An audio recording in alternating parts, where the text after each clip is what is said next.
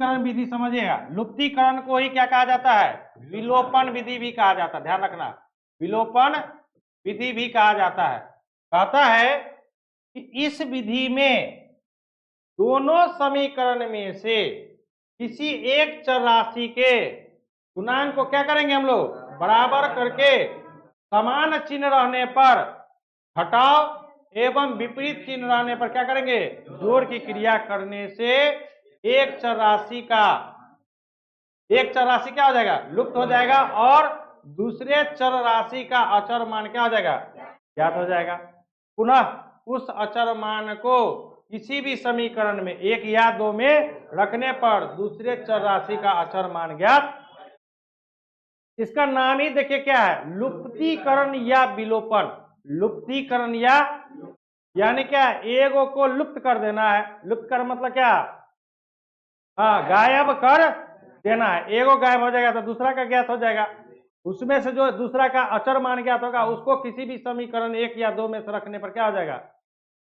दूसरे चर राशि का क्या होगा? अचर मान ज्ञात हो जाएगा। कैसे? तो चलिए इस पर हम लोग क्या करते हैं, एक क्वेश्चन बनाते हैं। अभी समझिएगा, आपके पास जैसे पिछला क्वेश्चन दिया हुआ था, पीछे क्वेश्चन हम लोग डिस्कस किए ना, एक ही क्वेश्चन को क्या किए थे? पहला तुलनात्मक विधि से हम लोग सोल्व किए, उसी क्वेश्चन को किससे? प्रतिस्थापन विधि से सोल्व किए। आज उसी क्वेश्चन को क्या करते हैं हम लोग? लुप्तीकरण या विलोपन विधि से सोल्व करते हैं। तब देखते हैं कि x और y का मान यानी चर राशि का मान जो ज्ञात करते हैं, क्या सभी विधियों से जो हल किए हैं सभी में समान आ रहा है या असमान आ रहा है। ठीक है, तो जो बोलिए तो क्वेश्चन क्या था आपका? 2x प्लस y बराबर 12, समीकरण क्या? 1। 3x माइनस 9y बराबर 16, समीकरण क्या? अब देखिए, ध्यान रखिए, समझिए बच्चों, इधर ध्यान दो, बहुत ये इंपॉर्टेंट क्वेश्चन है, ठीक है ना। अब इसमें क्या है कि किसी एक चर राशि को बराबर करना है, या तो x को बराबर कर लीजिए या y के गुणांक को बराबर करना है। तो गुणांक का मतलब क्या हुआ? यहां पर x के साथ क्या है? यहां पर x के साथ क्या है? 2, या यहां पर x के साथ क्या है? 3। तो 2 के टेबल में 3 होता है 2 के टेबल में ना 3 होता है और न ही 3 के टेबल में 2 होता है। तब क्या करेंगे हम लोग?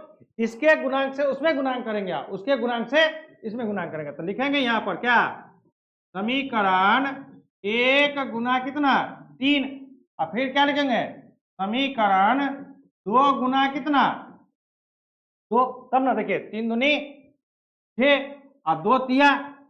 अब देखो करना क्या है कि देख रहे हैं कि दोनों का चिन्ह क्या है? ये भी प्लस में है, ये भी। आपको अभी जस्ट हम बताए हैं कि समान रहने पर क्या करेंगे? घटाव की प्रक्रिया करेंगे। और जब विपरीत रहेगा तो क्या? जैसे एक प्लस रहता, एक माइनस। फॉर एग्जाम्पल जैसे y के गुणांक को यदि हम बराबर करते, y के गुणांक के, यहाँ पर 9 है, यहाँ पर कुछ नहीं, 1 है, इस 9 से उसमें गुना करेंगे तो दोनों बराबर हो जाएगा।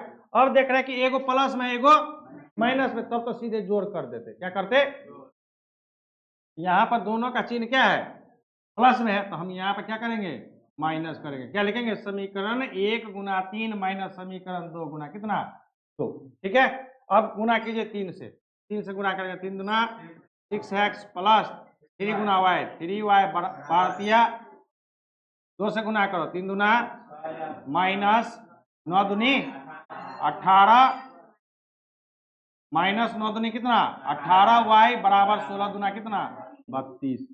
अब घटाव है, आप लोग को चर का जोड़ घटाव सिखाए हुए हैं कि जब घटाव करेंगे तो नीचे वाले समीकरण का क्या होगा? चिन्ह बदल जाएगा। तो यहाँ प्लस है तो यहाँ माइनस, यहाँ माइनस है तो प्लस, यहाँ प्लस है तो। अब देखिए ये भाई साहब, अब देखिए 18 3 21 आए, क्योंकि दोनों प्लस में आ गया है। 21y बराबर कितना? 36 में से 32 करके कितना? 4। y बराबर कितना?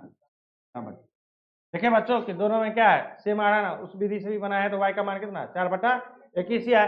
अब आपको क्या बोले कि इस y का मान कहां पर? y का मान समीकरण 1 में क्या करने पर? रखने पर। चलिए 2x प्लस y बराबर कितना? 12। 2x प्लस y का मान देखिए कितना है, 4 बटा कितना 21 बराबर कितना 12। 2x बराबर कितना बच्चों 12, इधर प्लस है तो उधर -4 बटा कितना 21। लॉस कर लीजिए 2x बराबर क्या लिखेंगे 21 से का लॉस है 21, 21 को 12 से गुना कीजिए 12 का 12 हासिल कितना 1, अब 12 गुना 24, 24 से कितना 25, 252 माइनस कितना 4। 2x बराबर क्या 200 कितना 48 बटे कितना 21, x बराबर कितना 248 बटा 21, और ये 21 ये भागा गुना में, तो इधर क्या भागा में 2 से कट जाएगा कितना 2 1 2, 2 दूनी 4 और 2 चौके 8, यानी क्या x बराबर कितना 124 बटा क्या 21। अब यहाँ लिखेंगे क्या, अतः x बराबर कितना 124 बटा 21 एवं क्या y बराबर कितना 4 बटा 21। देख लिए बच्चों, इस प्रकार से आप किसी भी विधि से बनाइए। जब क्वेश्चन में आपको लिखा रहेगा कि लुप्तीकरण विधि से बनाइए तो लुप्तीकरण से, प्रतिस्थापन से तो प्रतिस्थापन से, तुलनात्मक से तो तुलनात्मक से। और जब कोई भी विधि नहीं दिया रहेगा, जब कोई भी विधि वहां पर किसी का भी नाम नहीं दिया रहेगा कि किस विधि से इस क्वेश्चन को बनाना है, वहां पर हम लोग कौन सा विधि बनाएंगे, विलोपन या क्या लुप्तीकरण।